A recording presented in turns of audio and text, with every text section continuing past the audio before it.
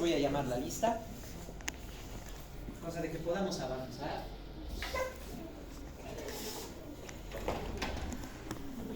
Todo lo que podamos, porque apenas estábamos en la diapositiva 9 y son 25 en total, así que no 25, son 29 diapositivas. Sí, todo el primer parcial son un poco más de 30 diapositivas. Bien, ¿dónde estábamos? Aquí. Vamos a ver. Exploración del estado mental, aspecto general y conducta, aseo, postura, movimiento, contacto visual. Tenemos que ver la parte efectividad, la parte emocional, la variedad, la intensidad, la habilidad, alteraciones de percepción, ilusiones, alucinaciones, así como también ver la parte de seguridad del pensamiento, lo que va a ser el pensamiento suicida, homicida, las ideas, los impulsos y los planes. Todo eso se embarca en lo que viene a ser las diferentes. Primero, ver lo que vienen a ser las emociones. Bueno, en primer lugar, dentro de las emociones tenemos lo primero. Existen emociones primarias y emociones secundarias. Las emociones primarias son las instintivas, las que siempre aparecerán, y estas son tres: el amor, el miedo y cólera. Estas son las tres emociones primarias. Diferente de lo que podríamos ver en algunas películas, ¿verdad?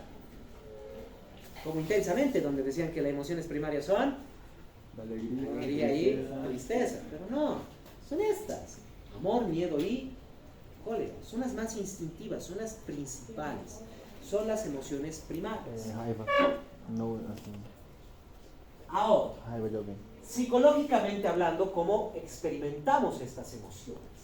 Empezaremos con la cólera. La cólera o la ira, psicológicamente hablando, genera el crecimiento psicológico de la persona. Quiere decir, nos hace crecer, nos sentimos más grandes, pero en un estado agresivo. La persona incluso se vuelve agresiva. Por eso hay personas que cuando están enojadas, lo que hacen, por ejemplo, al ir con una persona es golpearle en el pecho, o inflan su cuerpo, se levantan brazos, etc. Se sienten más grandes. El miedo es lo opuesto. El miedo más bien psicológicamente nos hace sentir pequeñitos. Nos sentimos pequeños, inadecuados, todo nos empieza a superar, todo es más grande que nosotros. Eso es lo que nos da miedo. El amor, por otro lado, es también una sensación, una emoción de crecimiento psicológico, pero en el amor crece psicológicamente nuestra identidad, nuestro ser, pero lo proyectamos. No como en el cólera, que es a nosotros mismos y nos volvemos agresivos. En el amor más bien, psicológicamente crecemos, pero nos proyectamos. Buscamos nuestras características también en la otra persona. La vamos a buscar, buscamos esas características. Eso es propiamente lo que son estas emociones. De estas tres van a venir las emociones secundarias o complejas. Por ejemplo, el miedo y el cólera nos pueden dar la ansiedad, nos pueden llegar a dar el disgusto. El miedo y el amor, por ejemplo, nos puede dar los sentimientos, por ejemplo, de tristeza, porque tuvimos miedo y amor, miedo de perder algo, porque queremos algo, y ahí viene la tristeza. Ahí viene también lo que viene a ser la desesperación, que se puede generar entre el miedo y el amor. O sea, las emociones secundarias pueden venir de una sola o de dos o tres de estas. La alegría proviene del amor. La pena proviene del miedo, directamente. El enojo proviene de la cólera. Pero tenemos múltiples emociones que se van conjugando en sí mismas para dar las emociones secundarias o complejas. Y hay que diferenciar esto en primer lugar: lo que es sentimiento, lo que es pasión y lo que es empatía. El sentimiento es la emoción que nosotros percibimos, sea esta primaria o secundaria. Es cognitiva, tiene una razón de pensamiento, de ser, etc. Siento esto y lo razono. Entonces, ¿por qué estoy alegre? Porque es un buen día, no me han contado un buen chiste. ¿Por qué estoy molesto?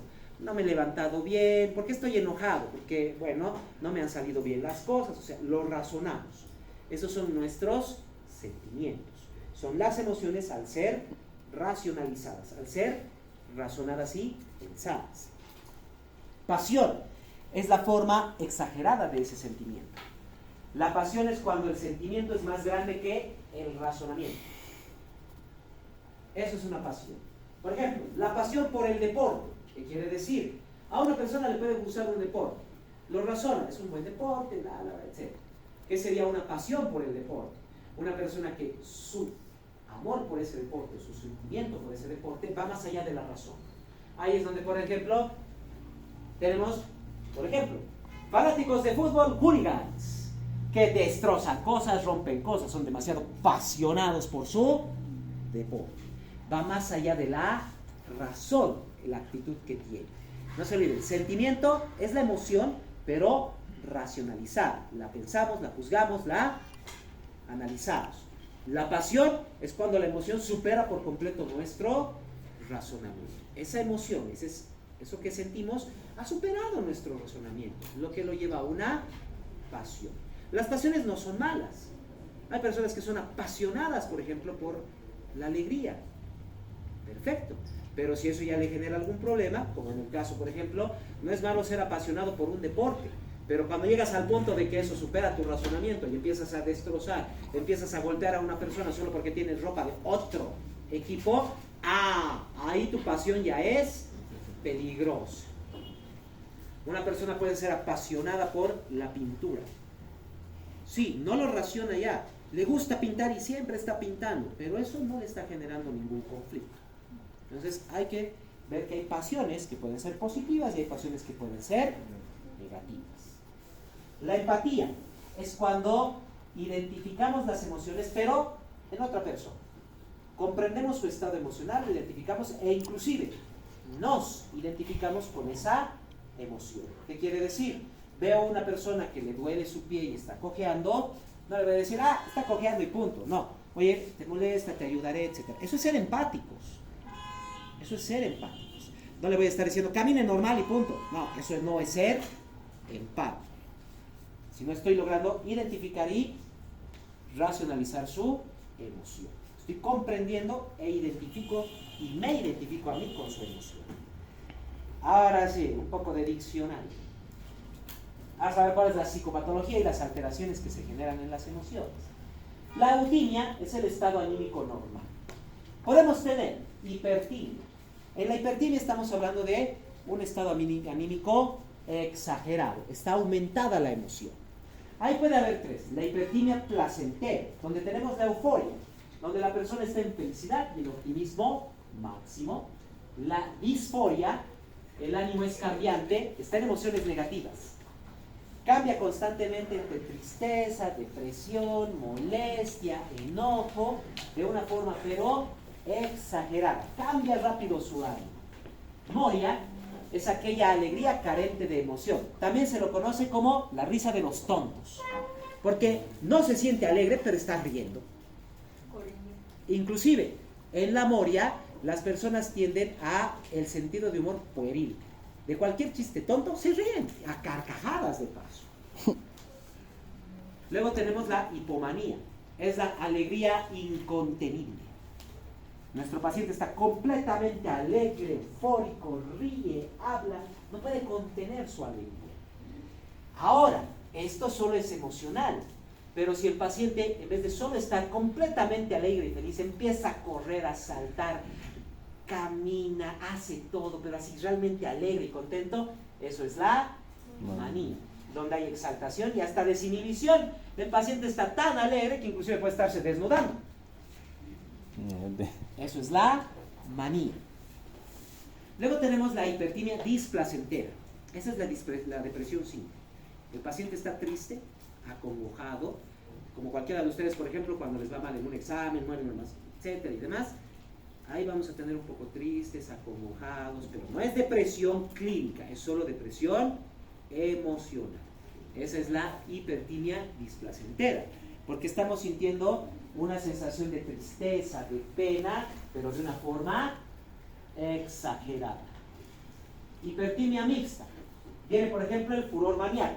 Hay una exaltación psicomotriz, pero que nos lleva directamente a la cólera. El paciente está todo el rato enojado, aunque está con emociones exageradas. Beatitud Hay placer, satisfacción, felicidad, pero el paciente no se mueve. Físicamente no se mueve, pero está completamente feliz, tranquilo, placer. Luego viene el éxtasis. Es una exaltación placentera donde se pierde el contacto con la realidad. En lo que viene a ser la beatitud, el paciente sigue en la realidad. Nuestro paciente está completamente feliz, tranquilo, relajado, pero no tiene ganas de moverse, no se mueve, está ahí quieto. En cambio, en el éxtasis, nuestro paciente está feliz, alegre y relajado y está empezando a caminar porque dice, estoy yendo hacia la luz, los aliens me llaman, pero está completamente feliz. A eso se llama éxtasis. Ha perdido por completo el contacto con la realidad, pero está completamente feliz, pero perdió el contacto con la realidad. Luego tenemos la hipotimia, es la indiferencia afectiva. Quiere decir, el paciente difícilmente percibe emociones. Y si las percibe, son muy bajitas, muy pequeñitas, realmente no puede identificar bien si está alegre o está eufórico, porque para él es casi lo mismo. Apatía generalizada. Son aquellas personas que apenas experimentan emociones. Ojo, no es lo mismo que la hipotimia. En la hipotimia es indiferencia afectiva. El paciente realmente no puede diferenciar sus emociones. En cambio, en la apatía generalizada, difícilmente el paciente experimenta emociones. Está apático. O sea, el paciente hipotímico no puede diferenciar bien si está triste, enojado, molesto, irritado. O si está enamorado, feliz, alegre, no puede. Pero el apático generalizado, literalmente no percibe las emociones. No las puede percibir. No puede experimentar, realmente no sabe lo que es sentirse alegre, lo que es sentirse feliz, lo que es sentirse molesto, lo que es sentirse triste, lo que es sentirse enojado. No sabe, por eso es apático. Anedonia es la incapacidad de sentir placer. O sea, nuestro paciente no siente nada de placer, ni alegría, ni nada de eso. Está anedonia. Luego tenemos la carencia del sentido del humor, como el nombre indica, son pacientes que no tienen sentido del humor. Se les cuenta un chiste y, listo, no se ríe, no se alegra, o sea, no sienten una risa, no pueden reír. Apatía dolorosa. Son aquellas personas que no tienen ternura, cariño o compasión. Y de hecho, se sienten muy culpables de no poder sentir esas emociones.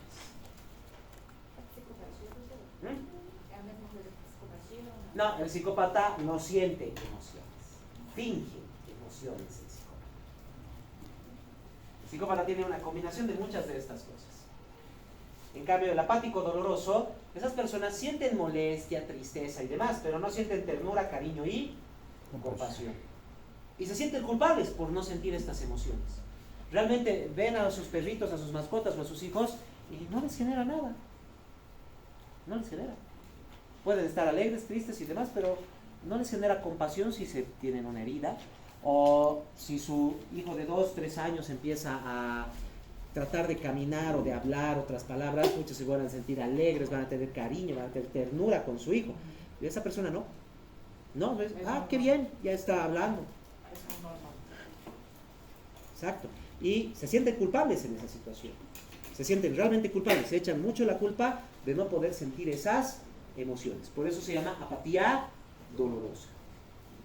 Incapacidad de sintonización. Se refiere a la incapacidad que tiene el paciente para sintonizar las emociones en sí mismo y en las demás personas. No puede realmente identificar si la persona está alegre, triste, feliz, etc. Alexitimia, incapacidad de expresar emociones. O sea, sí siente alegría, siente tristeza, pero no sabe cómo expresarlo. Siente dolor y se empieza a reír, porque no sabe cómo expresar su emoción. Disminución de las reacciones ansiosas. O sea, básicamente una persona que todo tipo de situación de ansiedad le pasa por delante y no reacciona ante eso. Cualquier persona cuando tiene alguna situación de miedo, etcétera, debería tener un poco de taquicardia, etcétera.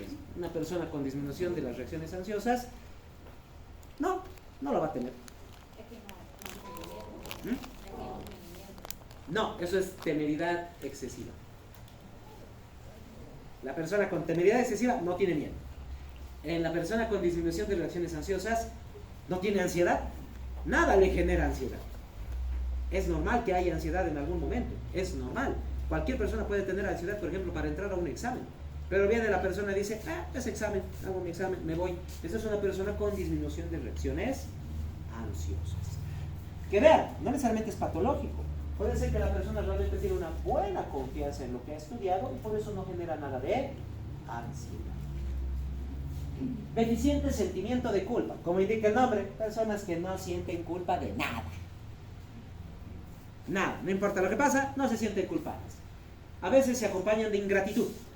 No solo no se sienten culpables, sino que no se sienten agradecidos con nada. Para nada. Insuficiente capacidad de amar. Existe también una alteración en la que no se puede expresar adecuadamente el amor o no se siente el amor. Esto comúnmente se lo conoce con el nombre de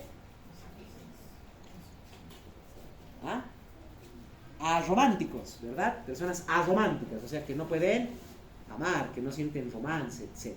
Se conoce como insuficiencia de capacidad de amar.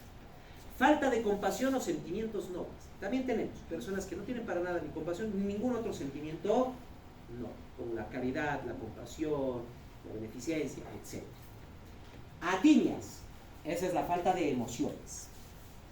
Básicamente no sienten ninguna emoción y puede estar la paratinia, donde la emoción no se ajusta con la realidad. Se acaba de caer, se ha fracturado la pierna y está riendo a carcajadas el paciente. Esa emoción va con la realidad. Debería estar doloroso, debería estar llorando, debería estar con miedo. No, está matándose de risa el paciente. Esa es una paratimia. O sea, está expresando una emoción, pero no la está de acuerdo con la situación en la que está el paciente. Luego tenemos la afectividad desplazada. El paciente va a desplazar sus emociones hacia otra cosa, hacia otro objeto. O sea, en una afectividad desplazada, por ejemplo, podemos tener un paciente que siente alegría hacia un cono de helado y tristeza por una servilleta, en vez de sentirse alegre él mismo o triste por otra persona o por sí mismo. Entonces está desplazando su emoción, la está moviendo hacia otro objeto. Tenacidad afectiva. Son aquellas personas cuyas afecciones son bien presentes y no se modifican fácilmente. Quiere decir, es tenaz, se mantiene todo el tiempo con esa emoción. Una persona que esté todo el día alegre puede ser una persona con tenacidad afectiva, en este caso sobre la alegría. La habilidad afectiva. Lo contrario. La tenacidad afectiva, la persona no cambia su emoción. En la labilidad afectiva, a cada rato cambia de emociones. Es extremadamente lábil su emoción. Está triste y en 2 segundos, qué bien, entonces. Estoy enojado, así. Cambia sus emociones. Como cambiar un interruptor, por así decirlo. Fácilmente cambia emociones. Incontinencia afectiva. Creo que ya entienden qué significa eso. Que no se aguanta. No controla cómo expresa sus emociones. Deja fluirlo todo ya también. Deja fluir todas sus emociones, las deja fluir. Ambivalencia afectiva. En la ambivalencia afectiva quiere decir, este paciente expresa una emoción, pero siente otra emoción. Está expresando alegría, pero en realidad está molesto. Está triste y está expresando ira. O sea, su emoción con lo que expresa no están correlacionados. No están. ¿Cuántas veces habrán escuchado? No estoy molesto, estoy decepcionado. Pero ven la cara y claramente estás molesto. ¿Verdad? Nos expresan algo, pero sienten otra cosa. Esa es la ambivalencia afectiva. Luego tenemos la distorsión ideoafectiva. En la distorsión ideoafectiva, hace rato estábamos viendo la afectividad desplazada, donde las emociones que percibimos las estamos desplazando hacia otras cosas. En cambio, en la distorsión ideoafectiva, estoy más bien distorsionando mi emoción con relación a las cosas que hay alrededor. En vez de desplazar mi emoción a las cosas, más bien hago que las cosas se proyecten en mí y distorsiono mi emoción hacia eso. O sea, en vez de, me siento feliz por esta servilleta, me siento feliz por mí porque tengo la servilleta. Esa es la distorsión ideo-afectiva. Tenemos la distorsión de la atracción sexual, o sea, las parafilias, donde la atracción sexual se va hacia un objeto que normalmente no debería generar ese tipo de atracción sexual. Personas, por ejemplo, que se sientan atraídas hacia una madera, un árbol, o una almohada, una figura de cartón, diferentes cosas, pero que normalmente no deberían generar esa atracción sexual. Esa es la distorsión de la atracción sexual. Afectividad de cristal, ¿qué creen que significa?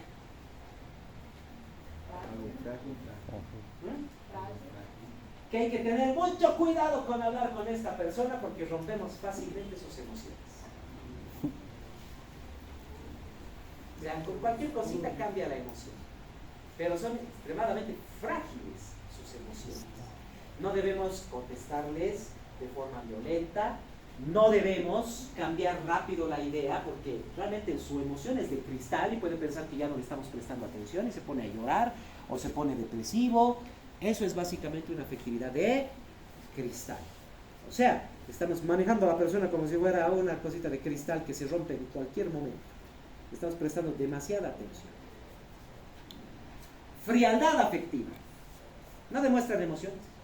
Son personas que están completa y totalmente serios todo el tiempo.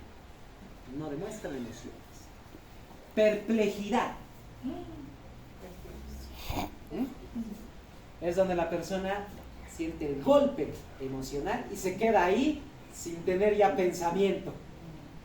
O sea, le acaba de generar una emoción y por completo su pensamiento ha sido bloqueado, se ha detenido.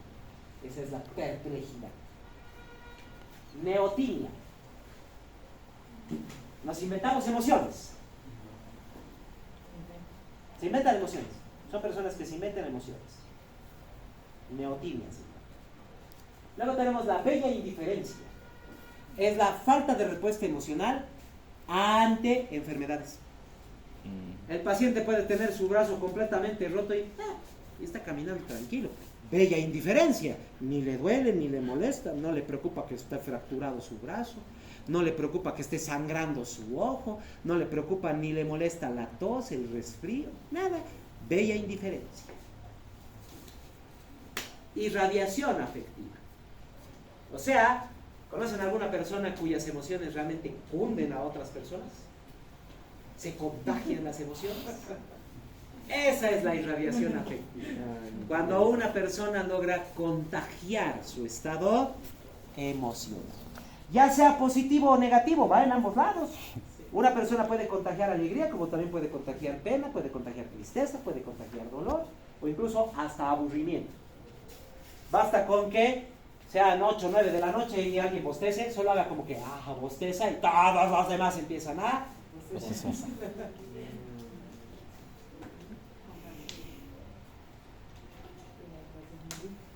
Catatimia. Intenso colorido emocional. O sea, no solo siente las emociones de forma amplia, sino que realmente las experimenta de una forma bastante especial. Podríamos decirlo, la persona cuando está alegre todo lo ve más brillante, todo lo ve más lindo, todo lo ve inclusive mucho más perfecto. Y cuando está triste, vive en un mundo de sombras lúgubre donde todo está en escala en grises. Así lo describe. O sea, sus emociones realmente son muy presentes y las experimenta casi en todo sentido sensitivo. Reacción catastrófica. ¿Qué creen que significa?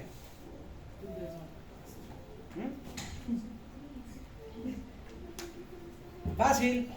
Que ante cualquier y para cualquier emoción tiene una respuesta exagerada, como si fuera una catástrofe.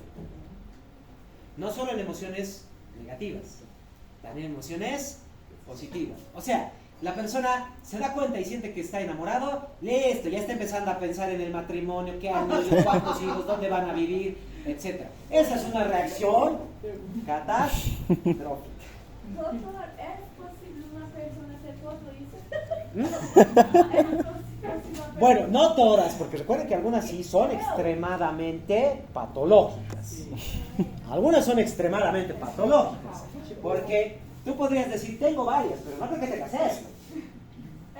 Sí, nem afetividad Exacto, o distorsión ideoafectiva. No, puedes tener otras, puedes tener varios complejos emocionales, pero no todos. Algunos son normales, otros no son normales. Afetividad cristal. Por eso, entonces hay cosas que son y hay cosas que no son. Igual los trastornos de personalidad, ¿no? Lo que estábamos. Aparte que también hay que tomar en cuenta que muchas de estas formas emocionales aparecen no solo en estados cognitivos o en estados de conciencia normal, aparecen también en estados de inconsciencia. Pueden aparecer, por ejemplo, puede aparecer, por ejemplo, una incontinencia afectiva en personas con drogas. En personas con drogas, en especial con estimulantes como lo que es la cocaína, la heroína, etcétera, llegan a tener una incontinencia afectiva, realmente desbordan sus emociones y a veces se ponen a llorar como si hubiera perdido a un ser vivo y solo se les ha caído su dulce. El alcohol también puede provocar eso. Exacto. Con el alcohol puede aparecer también una distorsión de la atracción sexual también. Puede aparecer la distorsión de atracción sexual con el alcohol. Entonces, no solo en problemas psicológicos, sino también en problemas de drogas, problemas corporales, pueden aparecer muchas de estas alteraciones. Eso con respecto a la afectividad. Lo siguiente, la sensopercepción. Aquí tenemos que hablar en primer lugar de lo que viene a ser sensación y de lo que viene a ser percepción. La sensación es el producto de la activación neuronal, o sea, el potencial de acción que va a llegar al sistema nervioso y que va a ser analizado. Eso es la sensación. La percepción es la interpretación a ese análisis. Eso es la percepción. En otras palabras, si el potencial de acción viene por la vía respiratoria, por la vía gustativa, bla, bla, bla, y lo analizo como dulce, ¿cuál es mi percepción? Un dulce de menta, un dulce de frutilla, un dulce de naranja. Esa es mi percepción. Mi sensación, estoy tomando un objeto duro, rígido, con una forma rectangular, con botones. ¿Cuál es mi percepción? Estoy agarrando un control. Sensación, el resultado del potencial de acción que es estimulación sensitiva. Y la percepción, el análisis y la interpretación que le damos a esa señal sensitiva. Y podemos tener alteraciones en estos. Teniendo en primer lugar la alucinación. La alucinación es cuando se genera una percepción falsa que no se asocia a ningún estímulo externo real. En otras palabras, no hubo sensación, pero estamos teniendo una percepción. Y una característica de la alucinación es que tiene todo el impacto de una percepción real. Tiene todo el impacto de la percepción real. Pero recuerden, no hay causa, no es real, porque no ha habido activación de receptores. No hay una señal sensitiva, es solo que ha aparecido la percepción. Pueden tener ilusiones y pueden tener alucinaciones, las dos. Pueden haber. ¿Qué es una ilusión? Es una percepción distorsionada o mala de interpretación de un estímulo sensorial real. O sea, como les decía, siento un sabor dulce. Estoy comiendo carne. Dulce la carne. ¿Será? Por eso, está la sensación, pero mi percepción es lo que está distorsionada. O, como les decía hace rato, tomo este objeto y les digo, estoy agarrando una llave. ¿Esto es una llave? No, a eso se llama ilusión. Está la sensación, es real, pero no la interpreto de forma adecuada. No la interpreto de forma adecuada. Puede estar relacionado en muchos casos con lo que van a ser la fatiga, el cansancio e incluso las emociones. ¿Cuántas veces han estado leyendo cansados el texto y de repente han visto una palabra que les parece raro y cuando la leen de nuevo no era esa palabra? Eso era una ilusión. Así que vamos a ver ahora, nuevamente, un poco de diccionario para tratar de ver cuáles son las diferentes ilusiones y alucinaciones que se pueden presentar. Primero empezaremos con las alucinaciones. Vamos a ver a dónde llegamos, porque de aquí es casi todo solo diccionario que tenemos que ver. Bien. Primero, alucinación hipnagógica y alucinación hipnopómpica. La alucinación hipnagógica es una percepción sensorial falsa que se presenta al entrar en el estado de sueño. Y la hipnopómpica es lo mismo, pero al salir del estado de sueño. En otras palabras, ¿cuántas veces han estado a punto de dormir y han sentido que se han caído y ya están saltados? Esa es una alucinación hipnagógica. No es real porque no se han caído, pero han tenido todo el impacto real porque hasta han saltado. ¿Verdad? Incluso tal vez hasta les ha dolido, pero no ha sido real. No se han caído para mí. Esa es la alucinación hipnagógica. Y la hipnopómpica es al salir del estado de sueño. ¿Cuántas veces se han despertado? ¿Han ido donde sus padres? ¿Me llamaste? No, yo no he dicho tu nombre. Esa es la alucinación hipnopómpica. Al entrar y al salir del estado de sueño. Completamente normales, no son patológicas. Es como el sonambulismo. No, el sonambulismo es solo un estado de actividad cerebral amplio mientras estás dormido. Que incluso lleva a activar el sistema motor y te puedes caminar, moverte y demás, pero estás inconsciente. En cambio aquí estás consciente. Estás consciente, pero al estar entrando y saliendo del estado de sueño, tienes alucinaciones. Completamente normal, en especial si están durmiendo cansados después de un día muy agitado o no han dormido bien, van a aparecer estas ilusiones, porque no se olviden que pueden estar generándose también por fatiga y cansados. Alucinación auditiva, percepciones de sonidos falsos, visuales, olfatorias, gustativas, en cualquier caso y también la táctil, que se llama áptica. Visual, quiere decir, estoy viendo un extraterrestre parado en la esquina, eso es una alucinación. Olfatoria, huelo a chocolate, ¿alguien tiene chocolate? Entonces es una alucinación. Gustativa, estoy sintiendo un sabor a azúcar. No existe eso tampoco. Alucinación táctil, siento que alguien me está tocando la espalda. Un espíritu. No hay nada tampoco de eso. No hay nada de eso. Entonces, podemos tener en cualquiera de los sentidos algún tipo de alucinación. Y algunas específicas. Alucinación somática. Es una sensación alterada o falsa de que algo sucede en nuestro organismo.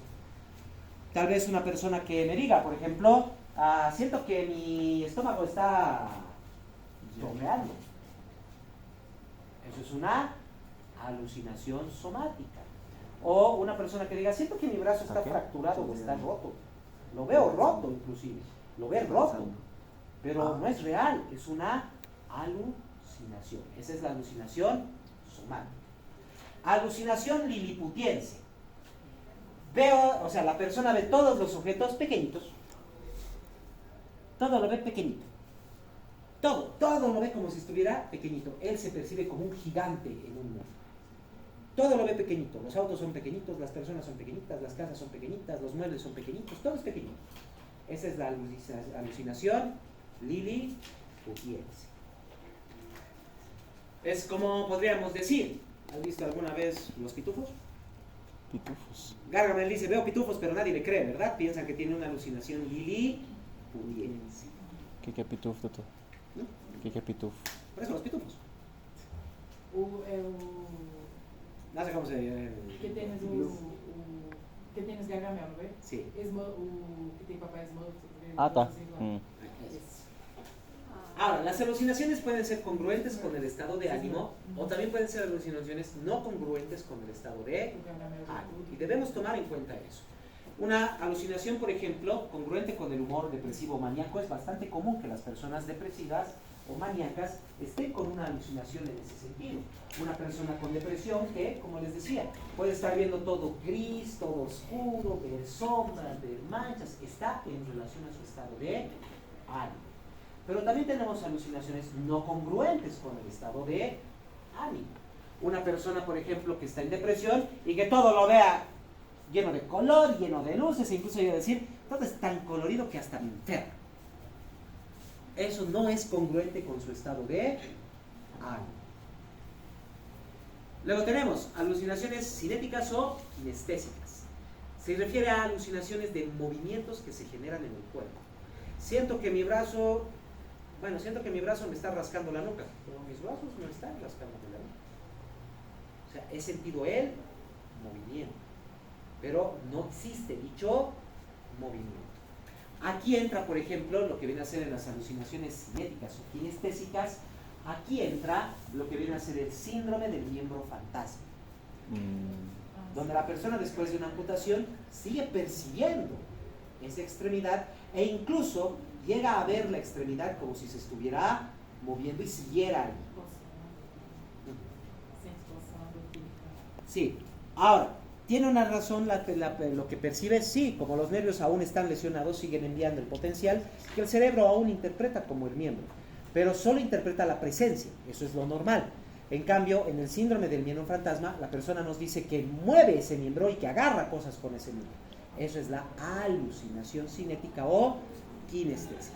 Que la persona nos dice, aún siento mi brazo, eso es normal, pero que nos diga, mi brazo se mueve y a veces me golpea mi brazo, eso es la alucinación sinestésica o kinestésica. Luego tenemos las alucinaciones extracampinas. Una alucinación extracampina es cuando el objeto de la alucinación se lo percibe en el exterior o el interior del sentido donde está.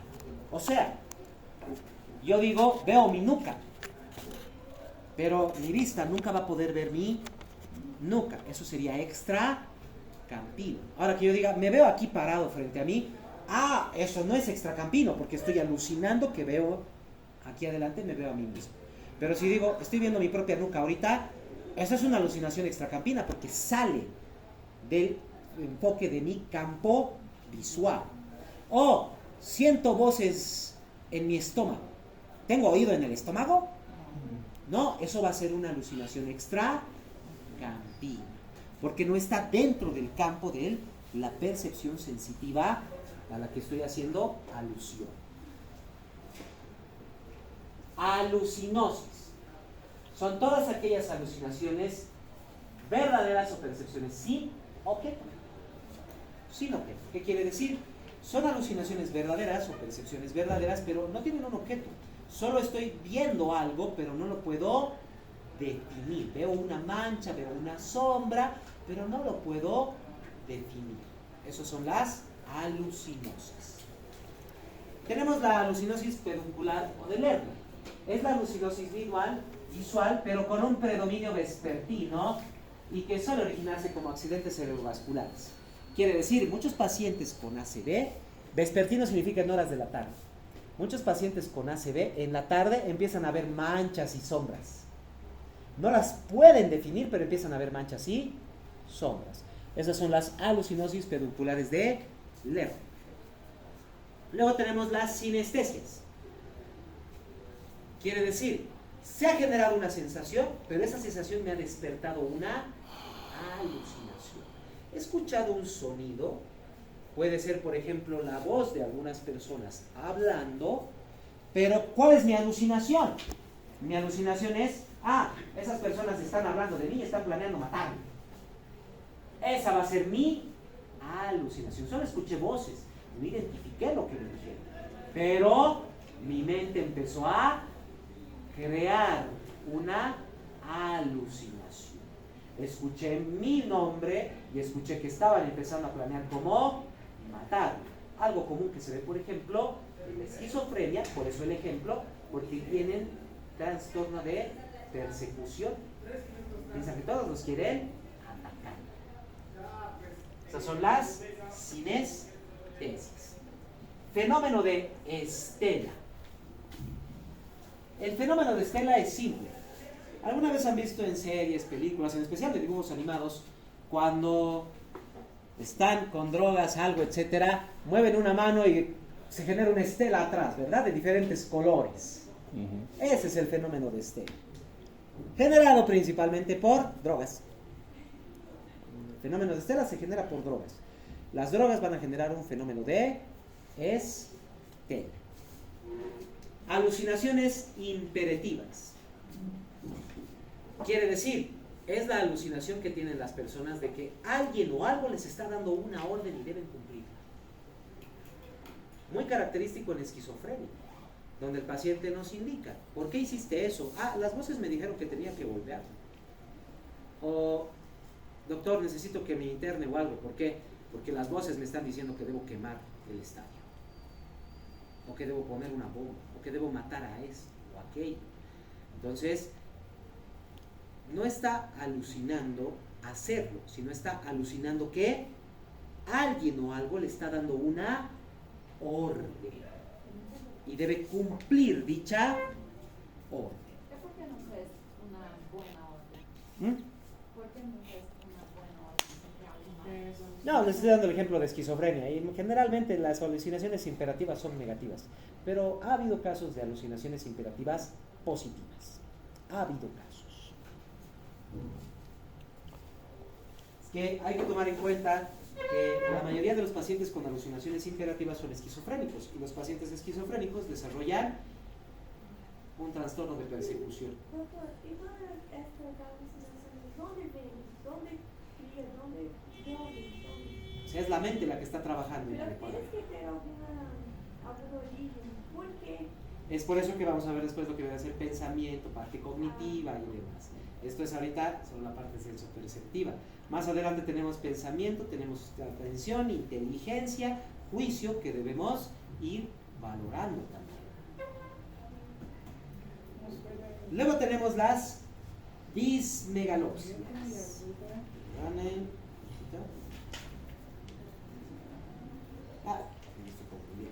Hasta la alucinación imperativa, no he olvidado colocar eso en la diapositiva, lo voy a arreglar para cuando lo suba a la plataforma, no se preocupen. Hasta aquí las alucinaciones. Ahora vamos a ver las ilusiones. Ahí vamos a encontrar la dismegalopsia. Es aquella ilusión en la que percibimos los objetos más grandes de lo que son. A veces, por ejemplo, se percibe por causas, por ejemplo, de molestias o irritaciones. Si ustedes tienen un dolor de dientes, ¿lo sienten su diente del mismo tamaño o piensan que es enorme su diente? Es que Eso es una ilusión. ¿Qué tipo? Es una dismegalopsia. En las dismegalopsias, generalmente son grandes, pero a veces son pequeños. Para diferenciarlo, lo podemos ver como macropsias, percibimos los objetos más grandes, o micropsias, percibimos los objetos más pequeños. Hace rato les había hablado de la alucinación liliputiense. Eso quiere decir, aquí hay todo un poblado, las personas me ven y nos voy a empezar a aplastar. Eso es la alucinación liliputiense. Pero si yo digo, esa silla es muy chiquita, la silla está ahí, pero yo la veo chiquita. Eso va a ser una micropsia, no una alucinación liliputiense. O veo el foco y digo, es demasiado grande ese foco. Eso es una macropsia. Está el foco, solo que yo lo estoy percibiendo más grande. No se olviden que ahora estamos viendo ilusiones, donde está el objeto, la sensación es real. Nuestra alteración está en la percepción, que está alterada la percepción. Luego tenemos las dismofobsias. Es principalmente visual, en donde vemos los objetos con una forma diferente de la que en realidad llegan a tener. O sea, ¿qué forma tiene este control? rectangular. Rectangular. Ahora, si alguien me dice esto es circular, eso es una dismofobsia. ¿Por qué? Porque lo está viendo el control, pero lo está viendo con una forma distinta. Y ojo, también depende mucho el punto de vista del objeto. Depende mucho cuál va a ser el punto de vista del objeto. ¿Por qué? Porque si ven el objeto desde aquí, ustedes solo ven un círculo, pero si lo ven aquí, ustedes ven un cono, ¿verdad? Círculo, cono, tiene las dos formas. Por eso, depende mucho del punto de vista también. Yo puedo decir que veo algo, por ejemplo, estoy viendo el número 6, pero otra persona al frente me está diciendo yo veo el número 9. ¿Cierto? Depende del mundo, del punto de vista. Pero recuerden, nunca me van a decir que esto es circular. ¿Cierto? Jamás. Eso es una dismorfosia. Luego tenemos la distorsión perceptiva. Quiere decir, una percepción alterada de las características objetivas del objeto que estamos percibiendo. O sea, es un control, pero este control es amarillo y es blando. O sea, son sus características externas, pero están alteradas. Este control es duro y es blanco, pero yo lo veo amarillo y blando. De esa forma lo veo. Por eso va a ser eso una distorsión perceptiva. Luego tenemos la escisión perceptiva, donde en el objeto que estamos observando se va a desintegrar por completo todos sus componentes. Todos sus componentes. Quiere decir, yo estoy viendo el celular, pero empiezo a ver los tornillos, las cámaras por separado, etc. Eso va a ser lo que se conoce como morfólisis, o sea, se separan los objetos. O tal vez es una disociación de color. Veo el color azul separado del color negro, blanco por otro lado, eso va a ser una metacromía. Esas son las escisiones perceptivas, donde al ver el objeto lo empezamos a descomponer. Morfológicamente, las morfólisis o metacromías, cuando lo descomponemos en colores. Tenemos también la imagen alucinoide. Esta imagen significa una alucinación, excepto en el momento de su aparición. O sea, el paciente está consciente de que lo que ve es irreal, porque tiene los ojos cerrados y sigue viendo el objeto. Lo sigue viendo. Sabe que es un producto de su imaginación. Está consciente de que no es real, pero lo ve. Eso es una una imagen alucinante. Y pasa lo mismo en las pseudoalucinaciones, pero esto es a nivel auditivo, visual principalmente. Convicción de que la experiencia es producto de la mente. El paciente sabe lo que está viendo y lo que está escuchando no es verdadero, pero lo está escuchando y lo está viendo. Y sabe pero que no es así. Por ejemplo, una pseudoalucinación bastante constante que hay. Cuando escuchan una canción en inglés, ¿comprenden toda la letra o se empiezan a inventar palabras ahí? Esos son pseudoalucinaciones. Porque sí percibimos, pero como no conocemos bien el término, le cambiamos a la forma de expresarlo, aunque suena similar, pero no es exactamente lo que se dice, lo que está en las letras de la canción. Luego tenemos la eutascopía, también conocida como autoscopía o autoimagen fantasma. Es donde el paciente se ve a sí mismo y sabe que se está viendo a sí mismo. Como muchas personas podrían decir, estaba dormido y me vi dormido echado en la cama. Eso es una autoscopía o autoimagen fantasma. O sea, las personas que nos dicen, estaba dormido y me he visto a mí mismo dormido y echado en la cama. Esa es la autoscopía. Luego tenemos la ilusión de Socias y Capgras. En la ilusión de Socias y Capgras, el trastorno se caracteriza por la creencia de que las personas que vemos son el doble de la persona que en realidad es. En otras palabras, pensamos que acaban de suplantar a nuestras personas alrededor, o a una, o a todas, por un doble idéntico. Por un doble idéntico. Se suele acompañar de despersonalización y un frecuente estado paranoide. ¿Por qué estarían reemplazando a las personas a mi alrededor? Porque me quieren vigilar. Por eso viene la parte de paranoia. ¿Y de dónde viene la despersonalización? No me interesa lo que pase contigo porque tú eres el doble y quiero que me digas dónde está la verdadera persona, dónde lo has dejado, dónde está encerrado. Eso es propiamente la ilusión de socias y cámaras. Pero solo ilusión, no se olvide. Luego tenemos una de las ilusiones más comunes que se presentan y que muchos juegan con eso, las pareidolias. Es cuando vemos algo y le damos una figura. En otras palabras, ¿cuántas veces han visto gatos, conejos, perros en las nubes? Esas son pareidolias. O vemos una sombra por un costadito y pensamos que eso es una persona. Nos damos la vuelta y solo es una cortina. Esas son pareidolias. Vemos una gran bandada de aves y pensamos que se están moviendo como si fueran una ola del mar. Esa es una pareidolia. O sea, es una ilusión que nosotros estamos generando sobre las fantasías que tenemos de imaginación en los objetos que estamos viendo.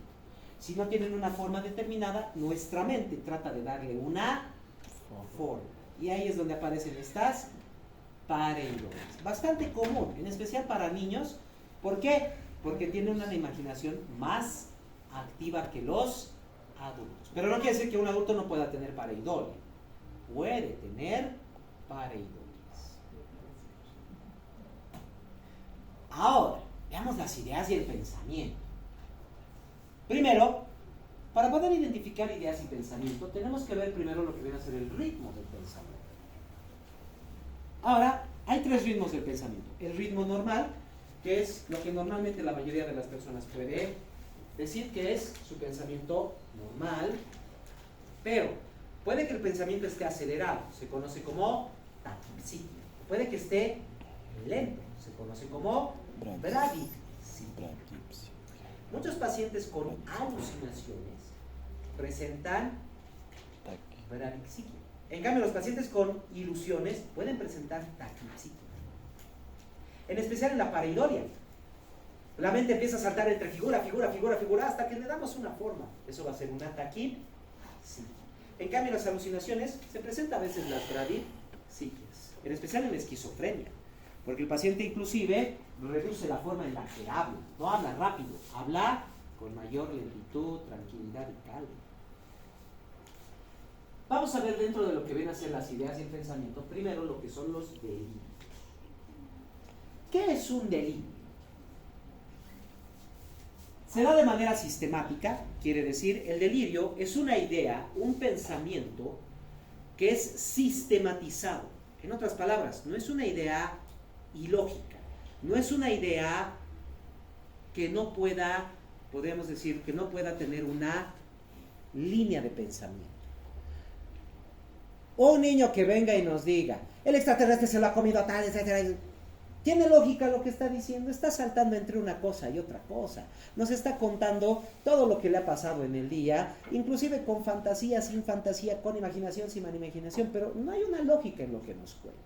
En cambio, si viene una persona y nos dice, pues bueno, los extraterrestres me están persiguiendo por el conocimiento que yo tengo, es por eso que me tengo que cubrir con papel aluminio la cabeza para que no vean mis pensamientos, y me alejo de todas aquellas personas que caminan con muleta porque esas son sus armas. ¿Tiene lógica? Okay. O sea, dentro de su pensamiento tiene lógica. Claro que no tiene lógica para nosotros, pero en su línea de pensamiento tiene una consistencia. Hay un pensamiento constante.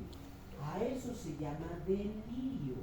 Cuando son ideas erráticas, o sea, erróneas, pero que dentro de su error mantienen un sistema, mantienen una lógica en esa línea de pensamiento. ¿Es una construcción ficticia? Sí, pero mantiene una línea y está bien arraigada en la personalidad del individuo. Está bien arraigado en su personalidad.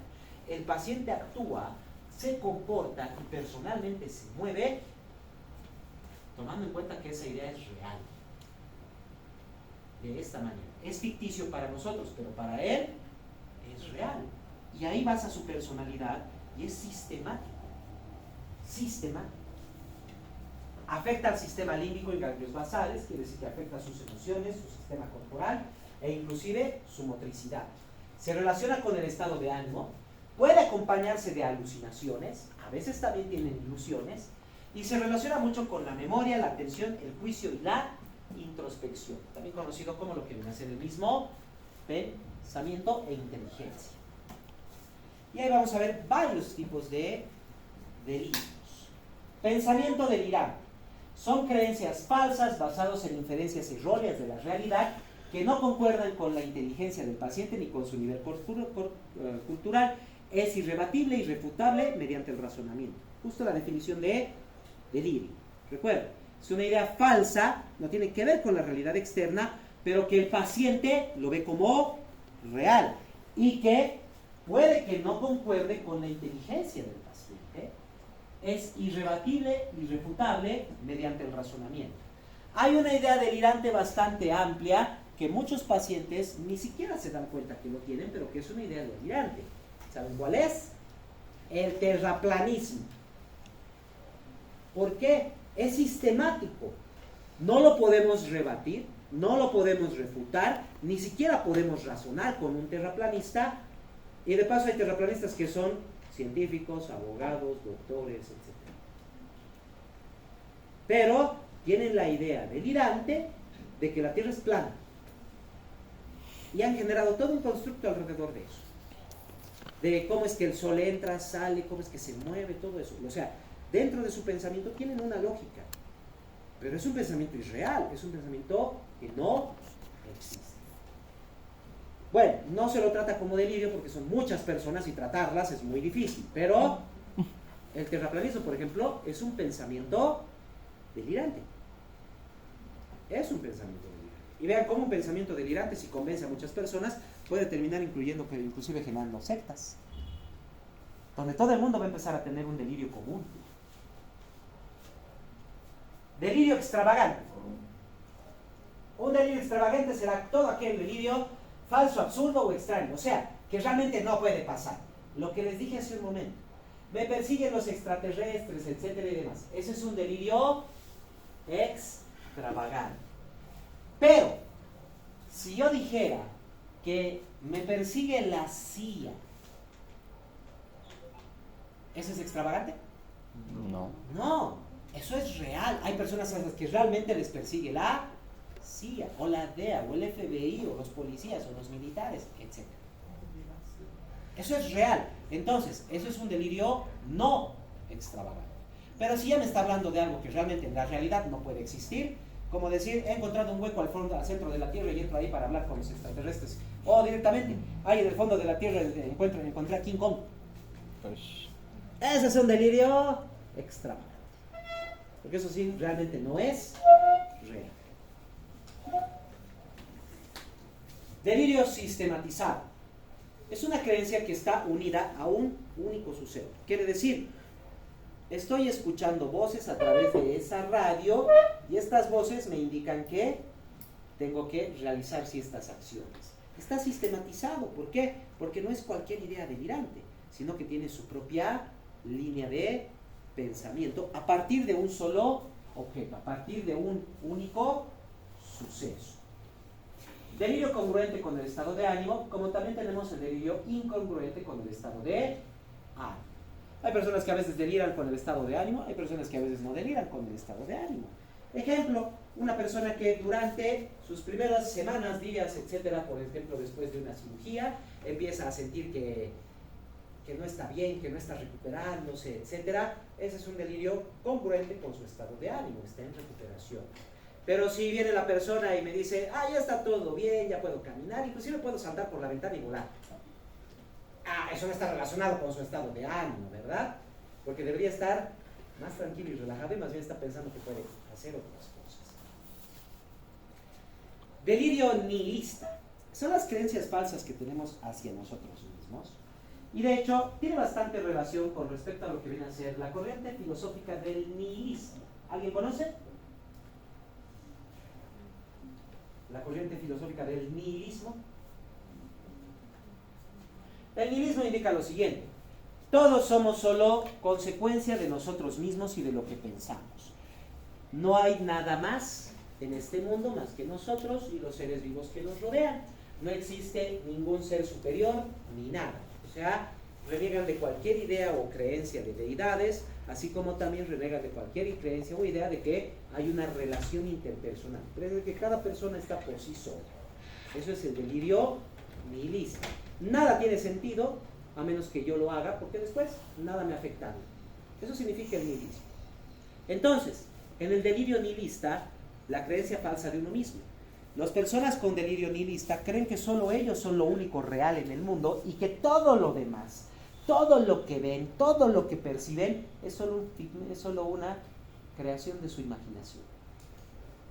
O sea, es una persona que me dice, tú no me dices a mí nada porque yo te he creado con mi imaginación y no sirves para nada, me voy, así. Eso es un delirio nihilista. Piensa que lo único real es él, todo lo demás es falso. Todo lo demás es un producto de él mismo, de su propia imaginación. Él crea toda su realidad. Ese es el delirio nihilista. Luego tenemos el delirio de ruina. En el delirio de ruina, como indica el nombre, creencia falsa que uno está arruinando absolutamente todo. O sea, este paciente piensa que solo por su existencia el mundo está mal. Solo porque ha respirado esta mañana se ha caído un árbol al otro lado del planeta. Esta persona, por ejemplo, diría, ya está lloviendo de nuevo. Eso es mi culpa. Todo lo que pasa es su culpa. Todo lo que pasa es su culpa. Todo lo que se arruina, todo lo que malo que pasa a su alrededor es su culpa. Eso es delirio de ruina. Él arruina todo. Todo lo que toca, todo lo que ve, todo lo que hace, todo es lo ruina. Delirio somático. Creencia falsa en relación al funcionamiento del cuerpo. O sea, una persona que, por ejemplo, venga y me diga, mi cerebro se está pudriendo y sale el olor a través de mi nariz. Eso es un delirio somático. Porque no está pasando nada de eso, es una idea que él tiene delirante. Delirio paranoide. Está asociado al delirio de persecución, referencia, control, etc. O sea, la persona piensa que todo el mundo le está persiguiendo. Piensa que todos tratan de hacerle algo. Piensa que todos hablan de él de forma negativa. Todo es en referencia a él. Ese es el delirio paranoide.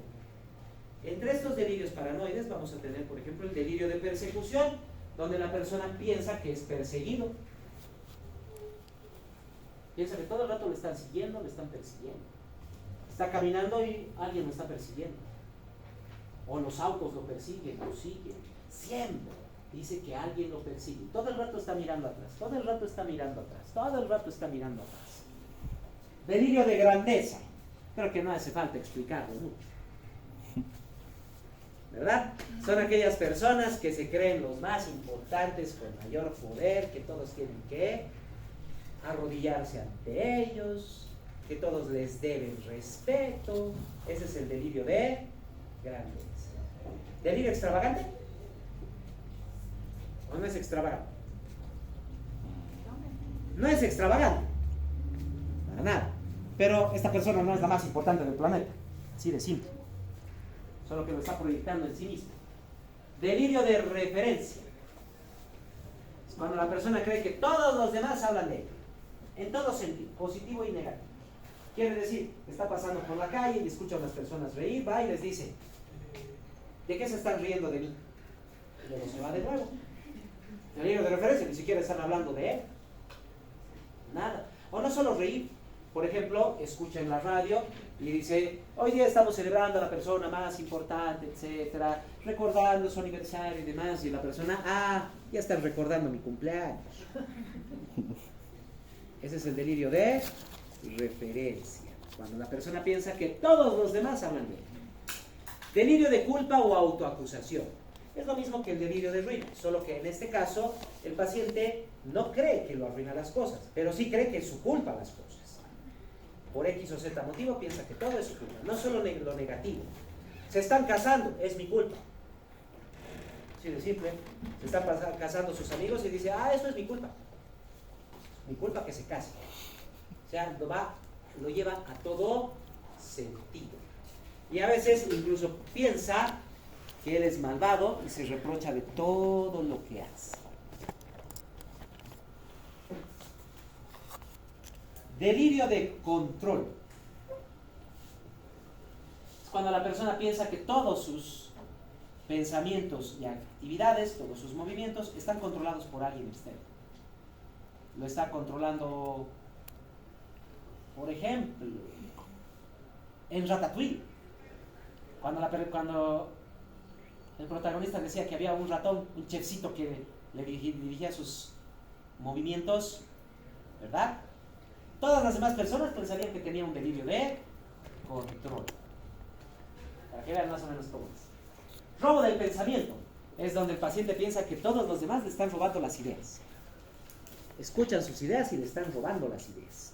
Ese es el robo de pensamiento. Lo contrario de la inserción del pensamiento. La persona piensa o tiene la idea de que alguien le está metiendo ideas a la cabeza. De que todo lo que él piensa es la idea de otra persona que le está insertando en su cabeza. Ahí viene la inserción del pensamiento, donde no solo sino le implantan, sino que incluso difunde el pensamiento. Podemos ver la creencia falsa de que más bien todo lo que piensa la persona lo escuchan todos los demás. Podemos ver también el control del pensamiento, donde la persona cree que todo lo que piensa lo está controlando otra persona. Muy diferente del delirio de control, donde no solo es pensamiento, también son sus sentimientos y sus acciones. Un delirio que causa una gran cantidad de problemas en muchas personas. El delirio de infidelidad. La creencia errónea de que la persona, o sea, la pareja, no se es infiel. No hay causa, no hay razón, ni siquiera ha habido una señal, nada nos hace pensar en eso, pero esta persona está convencida al 100% de que su pareja le es infiel. Delirio de infidelidad. Tener una gran cantidad de problemas. ¿Cuántas parejas terminarán solo por un delirio de infidelidad? ¿Cuántas parejas serán? Ojo, vean bien que muchos de estos delirios no necesariamente tienen que ser alteraciones de pensamiento, cognitivas y demás. Basta con que se haga una idea que nos pueda ser sistemática y ahí es donde aparece un delirio. No necesariamente tiene que haber una alteración. Basta con que tal vez una amistad malintencionada dice: yo que tú me cuidaría porque tu pareja la he visto haciendo esto y te puede estar engañando. Esa idea ya empieza a trabajar y si tenemos inseguridad nos puede generar un delirio de infidelidad. Nos puede generar. Erotomanía. La erotomanía es la creencia de que otras personas están enamorados de nosotros mismos. Esa es la erotomanía. Muchas personas llegan a tener erotomanía. ¿Por qué? Porque piensan que hay personas que están enamoradas de ellos. Cuando en realidad no están, solo lo ha visto porque tal vez estaba con un sombrero gracioso ese día y nada más, pero la persona que estaba con el sombrero ha visto a esa persona que lo vio y dijo: se ha enamorado de mí. Eso es la erotomanía. Pseudología fantástica. Es cuando la persona cree sus propias mentiras. La persona, por ejemplo un mitómano, empieza a creer